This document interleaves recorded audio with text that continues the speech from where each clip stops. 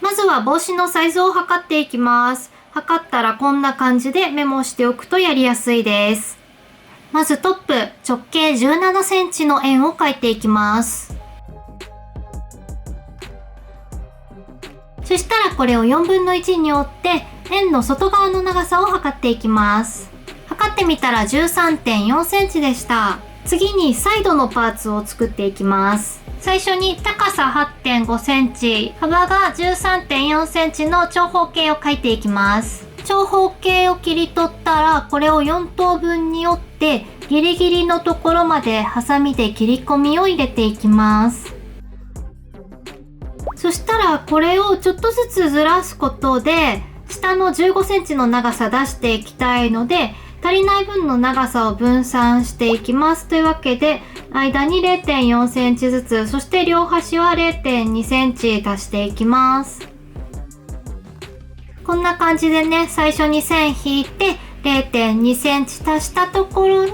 最初切ったやつをねテープで貼って、そこからまた今度 0.4 センチずらしたところに合わせて貼るっていうのを繰り返していくと、上の方は最初測った 13.4 センチ、そして下の方が15センチですね。目標としていた15センチに合う形になっていくはずです。写し取ったらこの上の部分と最初に作ったトップの円の外側の長さが合うかパターンチェックをしてください。長さ合ってるぞって確認できたら半分に折って合わせて切ります。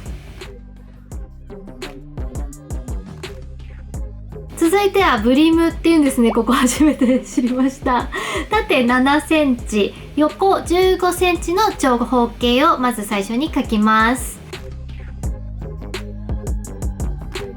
そしたらさっきと同じように切り取って4等分に折って切り込みをギリギリまで入れていきます。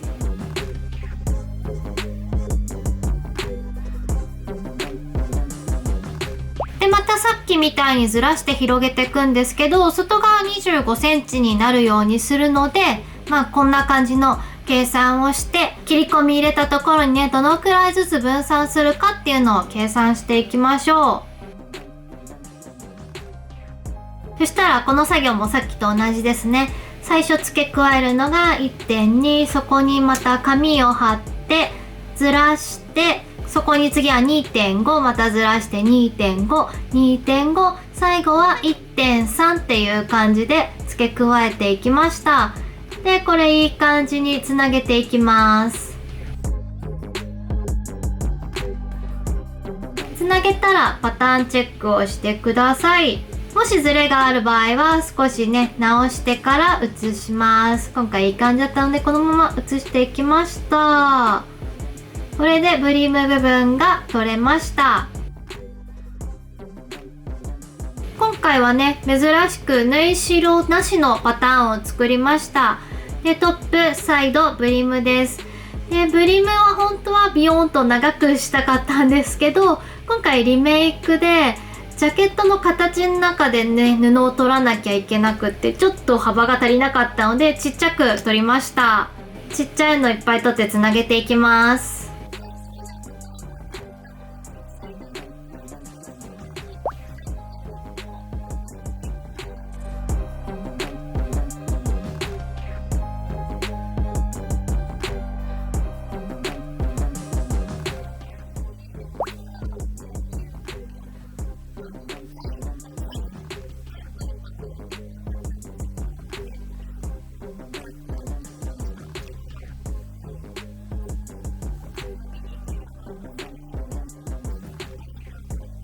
それではね、縫い代をつけて裁断していきます。これサイドの部分ですね。ちょうど背中の腰あたりの布でギリギリ取れました。ちょっと映像だと見えづらいかもなんですけど、青いチャコでね、周り縫い代1センチつけていきます。まずここなぞっときます。縫い代ここ若干足りてないや。なんとかやります。縫う線書いとけばなんとかなるかなっていうギリギリ。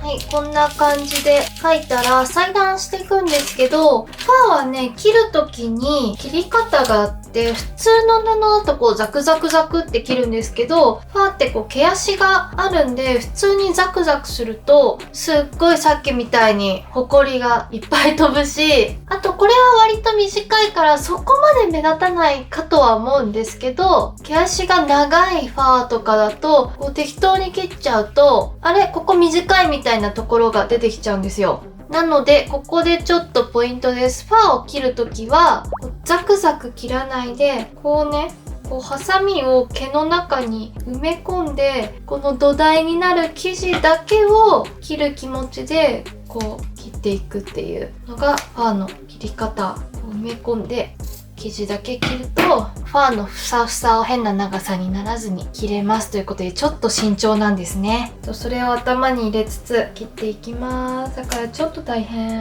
もちろんこの切り方をしても多少のねファサファサは出ます。だけどそれがなるべく出ないように切っていきます。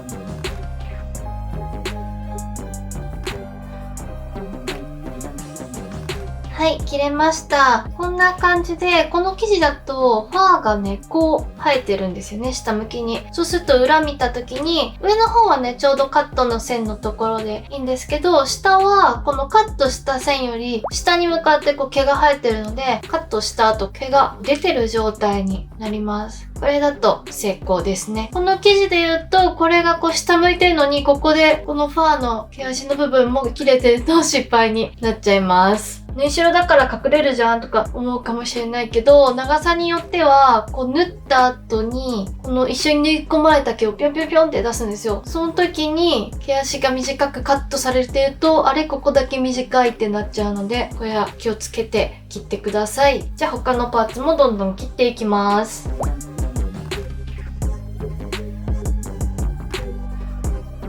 このブリームの部分こうやって取っていくんですけど、結構生地が柔らかいので接着芯を貼って少し丈夫にしてから切っていこうと思います。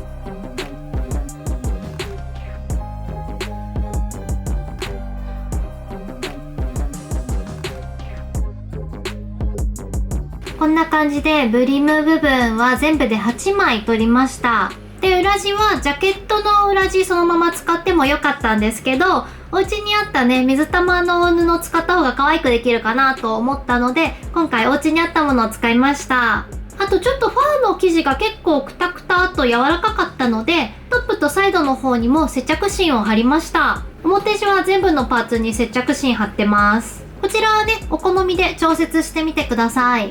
それではここから縫い合わせていきます。まずはサイドの両脇を縫い合わせます。中表で縫ってください。縫い代1センチです。最初と最後は返し縫いをしてください。で、ミシンの縫い目の粗さはちょっと粗めにしておきます。後でファーの毛足をぴょいぴょいと出すので、その時ね、ちょっと広い方がやりやすいのでそうしています。裏地も同じように最初と最後返し縫い入れつつ、中表で縫い代1センチで縫ってってください。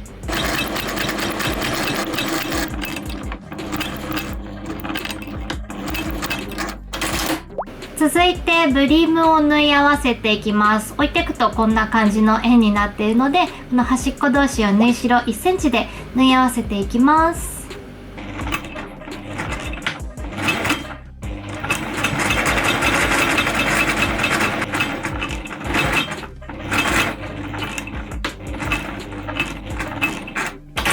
縫い代は当て紙をしつつアイロンで割っていきました。続いてトップとサイドを縫い合わせていきます。ちょっと丸いから難しそうなんですけど、合い印から合わせてその間をまたピンで留めるようにするとやりやすいです。一回ね、待ち針つけたんですけど、なんか縫いづらそうだったので、結局私は全部しつけで留めてからミシンをかけることにしました。待ち針でもいけるよって方はそのままいっちゃってください。この状態でミシンでぐるっと縫っていきます。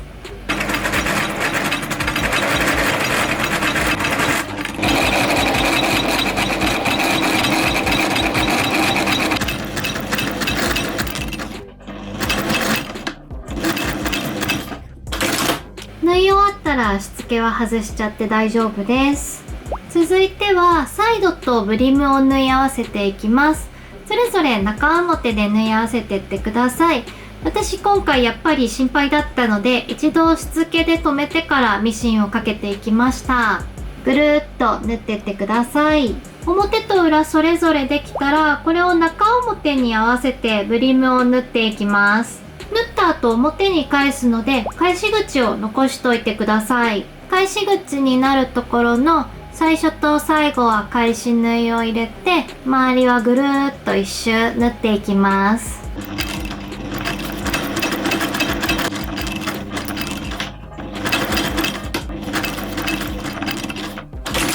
縫い合わせたらこれでね表に返したいところなんですけど、その前にこのねカーブの縫い代に切り込みを入れていきます。このままだとつられちゃって形が悪くなるんですけど、切り込みを入れることで綺麗な形に仕上がります。切り込みを入れたら表に返して、その後返し口を閉じていきます。返し口はちょこっと中に折り込んで手縫いで縫い留めていきます。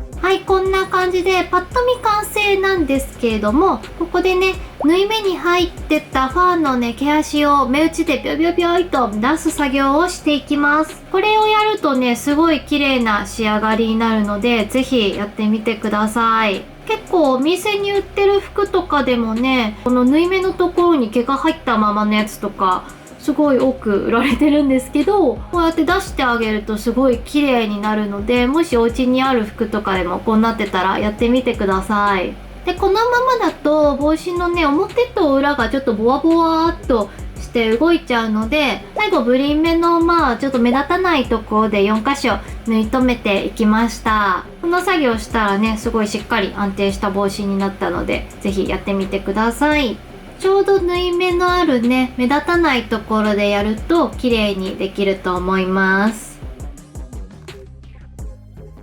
チャンネル登録よろしくお願いします。